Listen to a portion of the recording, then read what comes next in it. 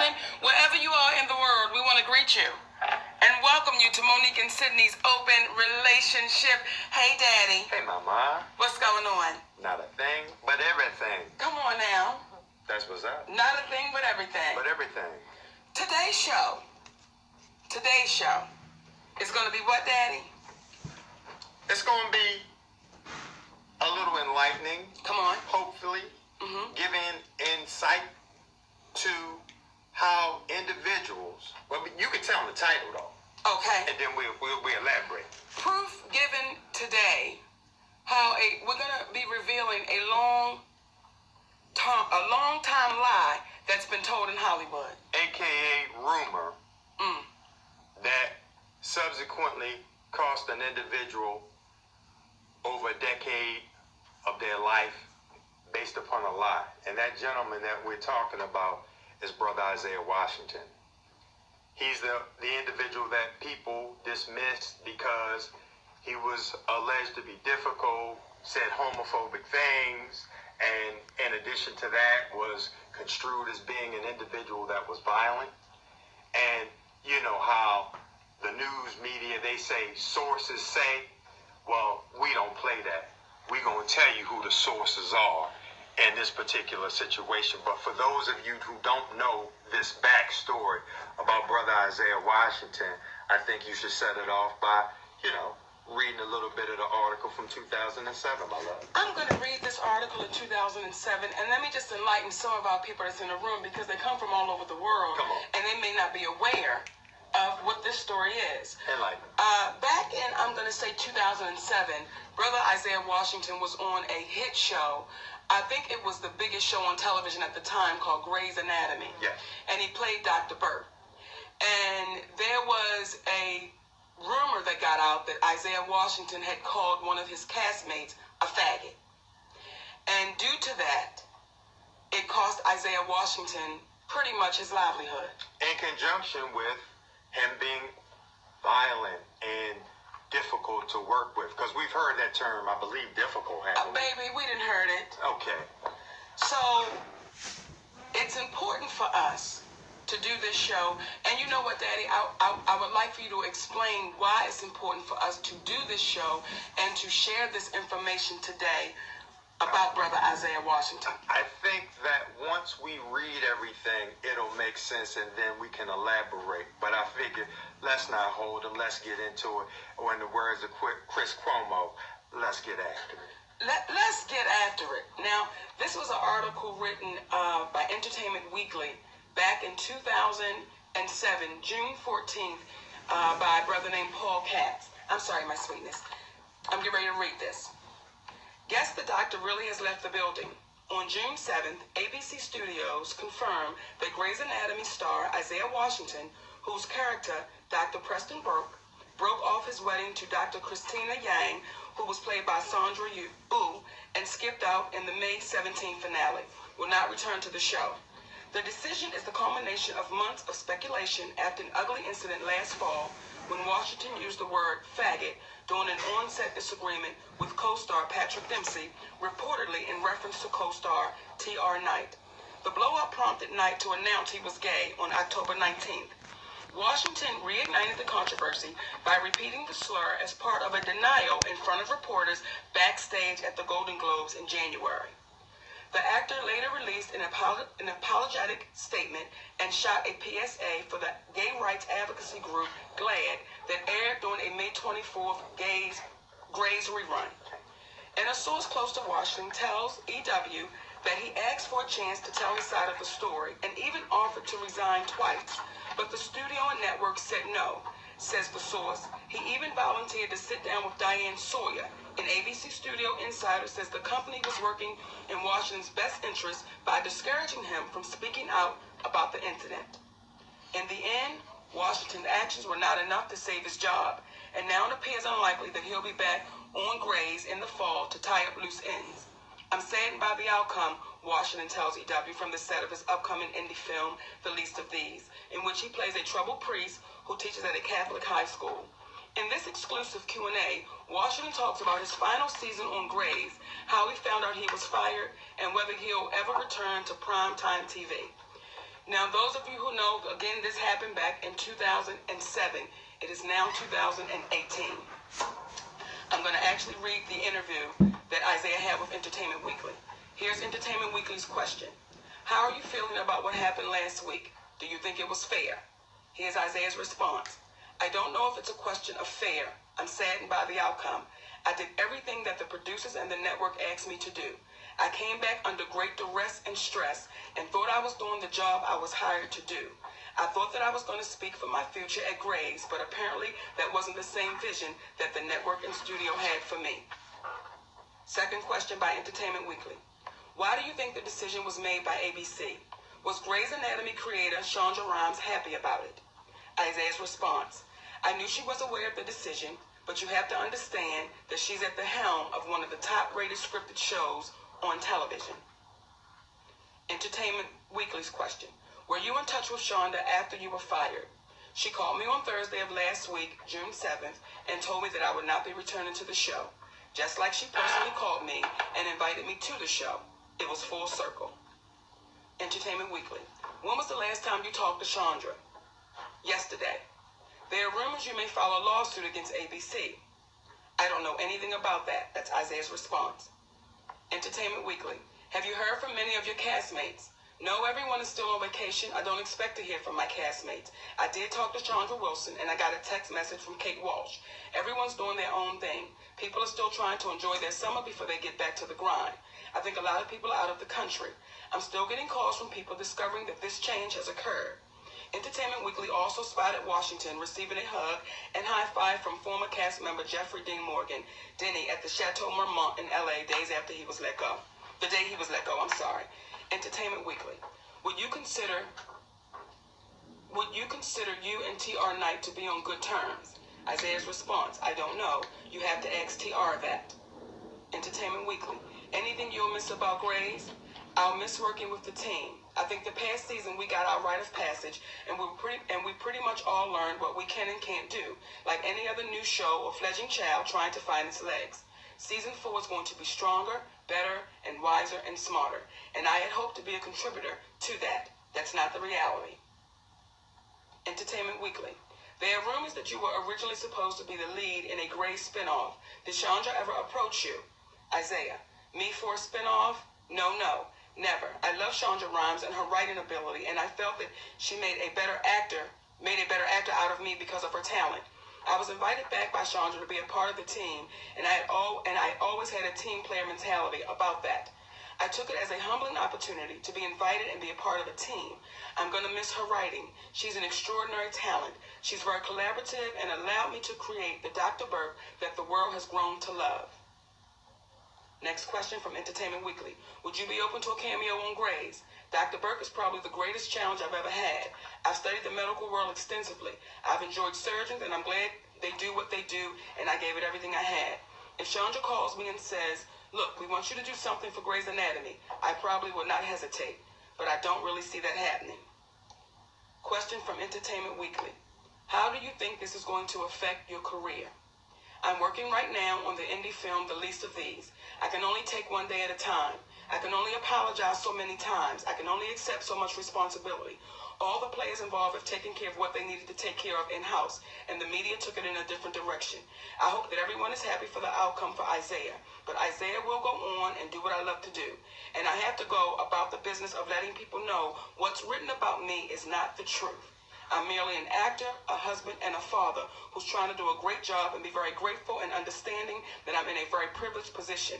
This isn't a time for me to be looking back. It's only a time for me to be looking forward. I just hope people can understand in the industry and otherwise that it's a horrible misunderstanding what transpired with our show, and it was blown out of proportion. If the naysayers out there feel that some justice has been served and that they're happy with the outcome, so be it.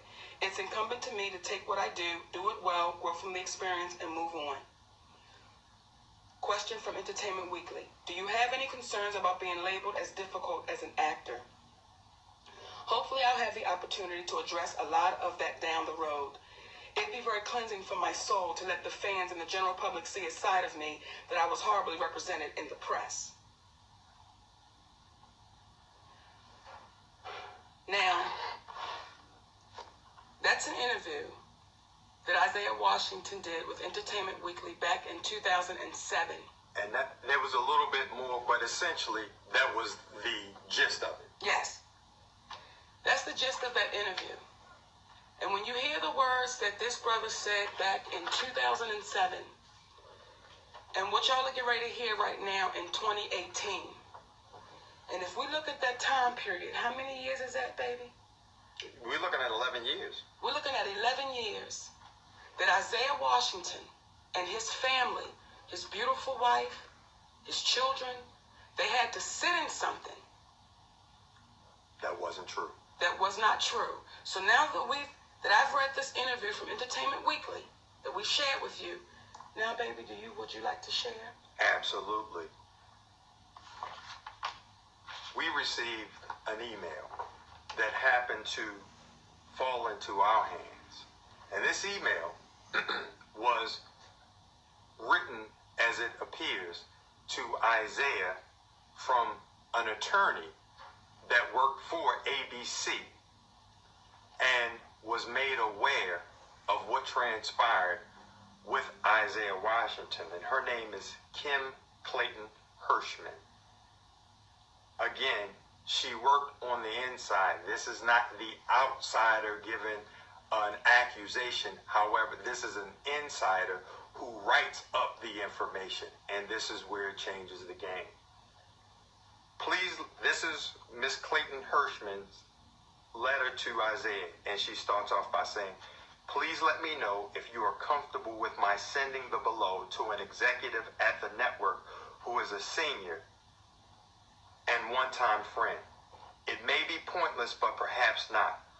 However, I don't want to betray your confidence or make matters worse. Therefore, please take a moment to review and let me know your thoughts. If you're not comfortable below, I understand." And the letter that she's beginning to read, or what I'm going to read, is the letter that she was going to write to the executive, which happened to be unnamed in this letter. But it starts off by saying, "Hi, XXX. I hope that you are well. Can you please take a moment to read the following below?" It starts off saying, "I knew we threw Isaiah Washington under the bus for Patrick Dempsey. Write up what you shared with me so that I can put it in my file so this won't happen again. Gene Zeller, Assistant General Counsel, Litigation, ABC, July 2016. The above was stated to me at the end of my conversation with Gene Zeller regarding mischaracterizations of events that took place in 2007 in connection with Isaiah Washington's dismissal from Grey's Anatomy. Misconceptions regarding Isaiah's current work history and the current edit due to the incorrect/accurate information that the studio could not hire Isaiah for the catch. This conversation took place because ABC's casting reached out to me and asked for my help after hearing from the head of my department, Howard Devine, that Isaiah could not be hired on the show. What I disclosed was information obtained from creative and casting executives at ABC, including information provided by casting executives at the CW. I reached out to Gene as a result of my department head stating that despite the information that I've shared with him, corporate legal would not approve Isaiah's hiring." Again, I repeat, this is me repeating. Despite the information that I shared with him, corporate legal would not approve Isaiah's hiring. I was never able to prepare the write-up. I returned from vacation and was immediately fired. I'm disappointed to now learn that I too have been thrown under the bus. In particular, a false story has been presented to Shonda Rhimes on whose shows I worked while at ABC's to effect that I overstepped my bounds while approving deals without her consent. Shonda recently relayed this information to another individual when describing the reason why I was terminated from ABC.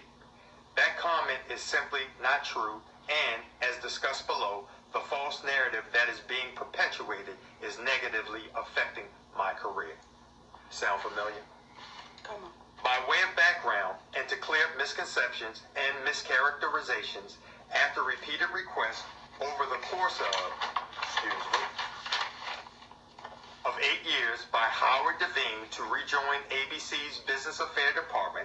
I finally agreed to do so at the end of 2015, while I had taken 6 years off from 2007 to 2012 to spend time with my twin boys due to a medical issue. I was consistently and successfully employed as a business affairs consultant for various companies from 2012 to 2015 when I accepted the offer to rejoin the ABC Business Affairs Department. I've been out of law school and working professionally since 1992. I had more than a decade of experience prior to taking time off in 2007 and more than 16 years of experience upon rejoining the department.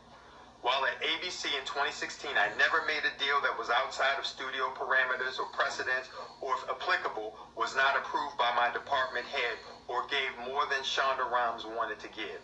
However, in the case of the latter, one such deal was made by my department head, Howard Devine, despite my saying that Shonda was ready to walk away. I was told in no uncertain terms and in writing, "Who do you think you work for, me or Shonda Rhimes?" This statement was shared with Shonda's agent, Chris Silberman, when I explained that despite my title, I was not empowered to do so.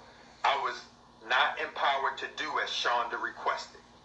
When Howard Devine made the deal for this particular writer/producer, I assumed that Shonda Rhimes had changed her mind and had informed Howard of such. However, I subsequently learned from Stephanie Leifer and later confirmed by Shonda's attorney, Michael Gendler, that that was not the case and that Shonda was quite upset by this deal. They also informed me that Shonda Rhimes had been led to believe that the deal had been made by me. Both said that Howard should come clean and let Shonda know that he made the deal. It appears that this never happened, based on Shonda's recent and incorrect statement that in my overzealousness to please her, I made deals that went beyond what she wanted. Note, while at ABC in 2016, I simply did my job as I have always done, following studio precedents, relying on quotes, staying within budgetary guidelines, and never going beyond what a producer wanted. What was unusual was the level of resentment and hostility toward this particular producer that I encountered. What was unusual was the blatant attempt to undermine her requests and my efforts to simply do the job that I was hired to do. And by her request, she means Shonda Rhimes. When I was fired from ABC, I was asked to sign a release. I was told that if I signed the release, the company would say that I left because I wanted to return to consulting. False. I was told that if I didn't sign the release, the company would say that I was fired due to performance issues. Objectively, there were no performance issues. I'm happy to provide the objective proof. I did not sign the release. I did not want a payoff in exchange for my silence. Since leaving, I have found that I have been blacklisted. Despite my experience and abilities, I am no longer employable. I hope that you will look into this. I love my career. I value my professional reputation. If not you, then who? In this era of Me Too, I ask that you please look into this and right this wrong. Please let me know if you are able to assist or if there is someone else that I should reach out to. Sincerely, Kim Clayton Hirschman, TV Business Affairs. Now I'm going to let y'all breathe that shit in just for a moment. If there's a question as to why we're reading this, because I saw a guy named, or an individual at Royal Rod, he said, who cares? We care. Come on. We care. Because what happens is this. As Attorney Hirschman found out, when we stay silent, when we see wrong, we end up succumbing to what it is that we support. And then there's no one who you can go to when you deal with this internally. So the reason why we're speaking up is because you have to go to the external. We have to go to the voice of the people, because that's the only way that corrections can be made, because to keep it internally or in-house is like you keeping something inside of you. Who will know about it? So this is why, because this man has been mistreated. mistreated in such a way that his livelihood was snatched. And I don't think that we really get that, because when it came out in 2007, the community, our community, turned their back. We automatically believed it, and we said, fuck them, cut them off, let them go, and we turned our back. With no questions asked. And we know that brother. We know him when ain't no cameras running. We know him when ain't no goddamn, we know him when ain't nobody around, when he trying to be on. We know that brother and his people when ain't nobody around, and they beautiful human beings. And I'm going to tell y'all something about the importance of family. For all of y'all worrying about getting the bag, for all of y'all sisters worrying about being empowered and being independent, and fuck a family. I don't need no family. For the brothers too, because this ain't just a sister thing. For everybody so worried about being a mogul, I gotta get it, I gotta get it. And you don't see those moguls with no goddamn families. See what was able to hold Isaiah Washington together? Because let's have some real talk.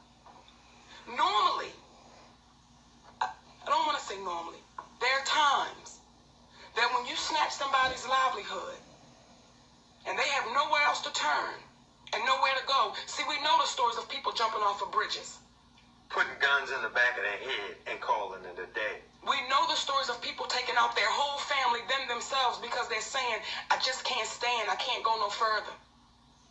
But I'm going to tell you about the Washington family and that woman that's his wife. When you want to talk about a queen, baby, yes, that sister held on, and she held her family together. As that king in Isaiah Washington, they held on to each other. And shit got crazy. Y'all read the stories, y'all read the headlines, y'all know what it is. When you snatch somebody's livelihood, what was he going to do? Go work in Walmart? What was he going to do, y'all? Go work at the Chick-fil-A? What was he going to do? And people stepped back, and they knew it was a lie. They knew it was a lie. And they kept quiet, and they did nothing. And they watched this man and his family suffer. But the beauty is, that man's family had a foundation. And that foundation was so strong that brother is still standing. He's still standing. His wife is still standing. His children are still standing. And we needed to say what we said today, if for no one else, to let his family, his children understand that they are a part of royalty. And it hurts us when you see anyone's life get destroyed with a lie. And to have this information, we could not sleep at night if we did not reveal it to the world.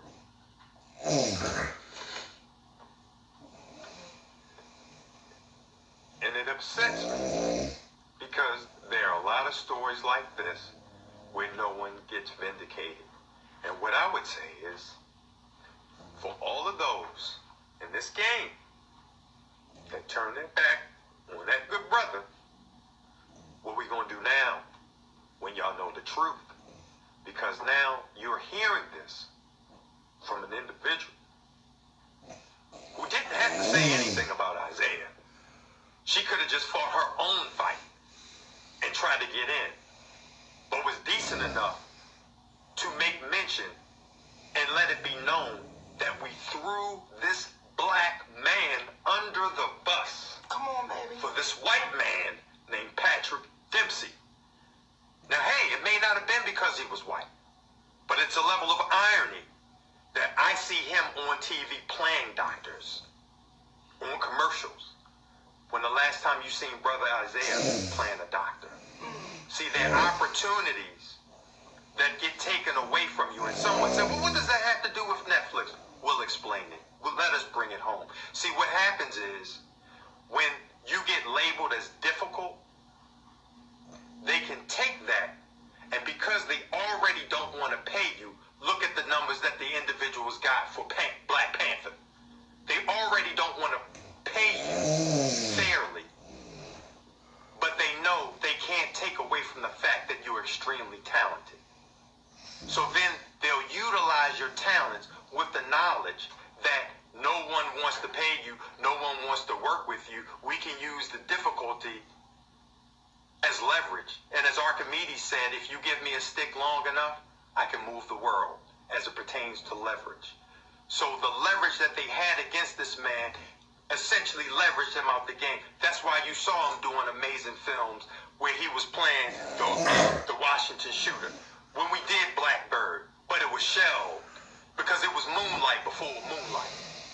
It was Love Simon before Love Simon. It was Love Simon before Love Simon. So for those of y'all that may want to call in, feel free to reach in because we want to hear what y'all thinking. But if we're going to turn our back on this black man when you are under the impression that he did something wrong, why not have our voices be heard to support this man to get his life back when you know that he's been mistreated? Because you're not hearing this from Monique and Sydney where we said, oh, well, it's just our word and this is what we believe. You're hearing this from the individuals who write up the deals. And you know,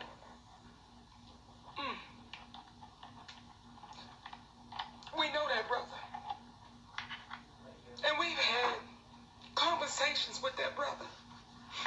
And even though he was mistreated by our community, when I tell y'all he still fight for us, even though all the radio stations, all the black radio, y'all, we threw him away. And to know who he is when ain't nobody watching. When I tell y'all that's a thorough cat. Thorough. That cat's so goddamn thorough that when he think you trying to violate his family, he put his ass on the line. So when you family, we gotta put our ass on the line. And it's our pleasure. Let's go to the lines, baby. Hey, you're almost Monique and Sydney. Who's this and where you calling from? Hey, Monique, this is Kalia. Hey, baby. Hi. How you doing, sweetness? I was trying to call you. Oh, God, all that. I was trying to call you last time you guys were on. Oh, I'm pissed off. Let me tell you something. Every single time I hear about it, every single time I see you guys, it infuriates me. The reason being, my SBO, these bitches are so fucking bought. They are so fucking bought. They don't even realize that they fucking bought. They are bought. They are in somewhere else. They call themselves taking the back of the ball with anyone. They are around here. What really pisses me off is because Oprah, Daniels, Tyler Perry, all they asses. I don't give a damn how much money they got in their morals and their ethics would never make the statement that their bank accounts make. It would never add up to that same amount of money. They aren't shit. I don't want to say that for the long. They ain't shit. And you know what pisses me off is that we can't even call it racism anymore. It's more like black on black crime. They sit back in the bullshit that we have went through for God knows how long from the beige folks. The beige folks no longer have to do this shit. So we sit back and do it to ourselves. We sit back and we do it to ourselves and we will watch each other fall. The problem that they have with you, Monique, the problem that Steve Harvey had with you, the problem that Oprah had with you, the problem that what's that other unattractive ass lady on the View, Whoopi Goldberg had with you is that how dare you?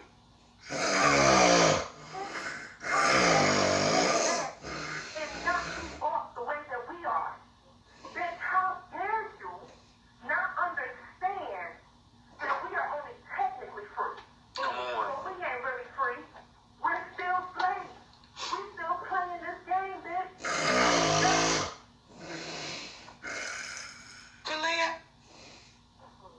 Well, see, I'm going to tell y'all something who that baby is. And she was speaking nothing but the Thank you truth. for calling in. She was my baby Monique's fat chance. And I told y'all this story before. She was walking across the street with a baby in her hands, and she was like, check this out. I got to do something. I got to do something. I got to take care of my baby. I got to do something. And I had to deliver her to the show. So, when you get our brothers and sisters that call up, and they saying, God damn it, we standing with you. We standing with you. And it's not, please understand, y'all, because there's some people that be saying shit. so much fucking bigger than me. This is about us. This is about us. Us. And when you hear a baby that's in her 30s that's saying, aren't we sick of this shit? Aren't we tired of it? We're reading from an attorney that was at ABC. Not a bitch on the bus stop. She was at ABC. She was in the inside. She was reading the contract. Yeah. She was writing the contracts. She was having the goddamn conversations in the boardroom, in the meetings. And she said, y'all, we threw this man under the bus. And to be extra thorough and to be extra fair, I called her personally. Come on. And I spoke with that queen. Come on. And what I said to her, just for confirmation, what did you mean by your comment with Isaiah being thrown under the bus? Who was he thrown under the bus again? And she reconfirmed he was thrown under the bus for Patrick Dempsey. And she had spoke to the fact that what a lot of people didn't know is that I tried to speak up for people's salaries, but I tried to do it the right way and do it internally. And this is the reason why when people say, why Monique, why Sydney, do you speak out loud? Because you see what happens when you do it internally. Nothing happens. And this is the reason why when you heard Isaiah apologize, this is why we couldn't apologize. Because when you've done nothing wrong, the game is hide the people who have wronged you by apologizing to them first, and then we'll reward you with a pittance. And then we won't potentially blacklist you if we so choose not to. And then you can go on your way. And you see what happened. That's why we can't apologize to individuals that you've done nothing wrong to. You've got to make them explain, how is Monique wrong? How is Isaiah wrong? When you hear this individual, who isn't again a what? An attorney. What? Right. An attorney. Speaking it out for him. You want to go to the line? Let's go to the lines, baby. Hey, you're on with Monique and Sydney. Who's this and where you're calling from? Hello? Look, they ain't cut our lines here, did they, Jane? No, I'm sorry about that. I had to mute on my phone. Okay. Hey, baby. This is Regina Hicks of the Women's Roundtable Forum. I was tuning in and listening in, and I didn't know anything about this story. And girl, I was just really shocked to hear that this was going on. And I had to call in. I saw you crying and your spirit just hurting for this brother. I had to call in and just show you some love and support, and thank you for bringing this story to life, because I didn't know anything about this situation, and you really shed a light and telling the truth, like you said in your post, and I just wanted to support you. That's all. We thank you, baby, and we love you, Regina. Love you too, baby. And keep doing your thing, mama. You know, thank you so much, and keep doing your thing, Queen. thank you, baby. You know, I get questions, and I want to answer it. Because people putting in the room, Monique, what are you doing? What happens if Hollywood never calls on you again? And I want to answer that. They may never call on me again. But what I do want to do for me and my family is to be on the right side of history when they call me. Because we know we're going to get there, right? And here's what brings the tears.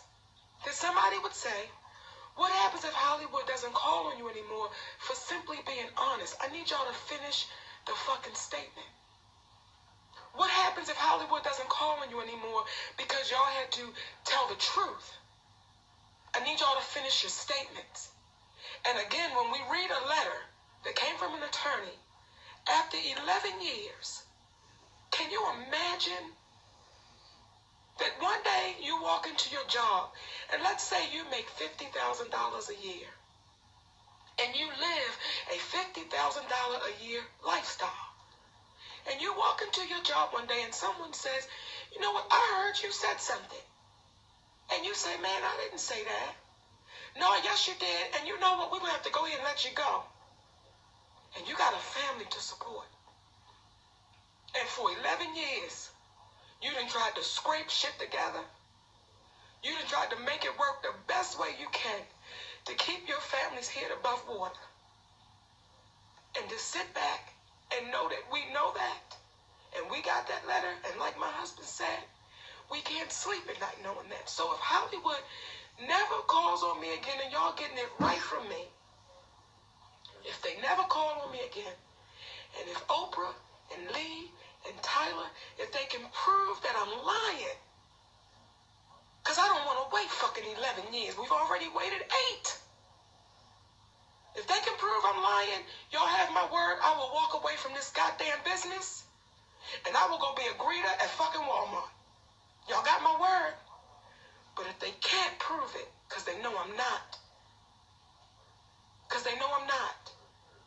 will we let this go on like we sat back and watched our brother Isaiah be crucified? This man couldn't. At the end of the day, when you're in a situation and that takes place and it all happens to you, as Attorney Hirschman found out it could happen to her, this is the reason why we have to speak up now. And if they don't call on Monique again, that shows you what Hollywood is about. It's about pampering and protecting the powerful while they roll over the powerless. And what we're saying, what makes us more powerful is when individuals like you tune in, when individuals like you are outraged, when individuals like you can transcend your understanding and take time out of your life to have empathy for someone who has had something taken away from his life. Come on. And then we work together and create our own network that polices what's wrong and what's right. Because at the end of the day, it doesn't matter what color you are. It doesn't matter what region of the world that you're from. You deserve to be treated fairly. And when you're treated unfairly, you deserve to have individuals that will protect you and help make sure that you are treated fairly. From the narcissistic individuals that at the end of the day, for whatever those regular folks don't have in their bank account, but as this brother Isaiah has a family and love, it more than supersedes what is had in their bank account. Because at the end of the day, when your heart's beating a little slow and you're about to take your final breaths, that brother right there, and I feel blessed to say with us, we're going to be looking for our family to come show up and see us out. But you're going to have the moguls, they're going to say, can you just bring Benjamin Franklin here? Abraham Lincoln, Hamilton, and shit. While we at it, bring George Washington too. Is that what you're going to do? So for real, let's focus on what's real.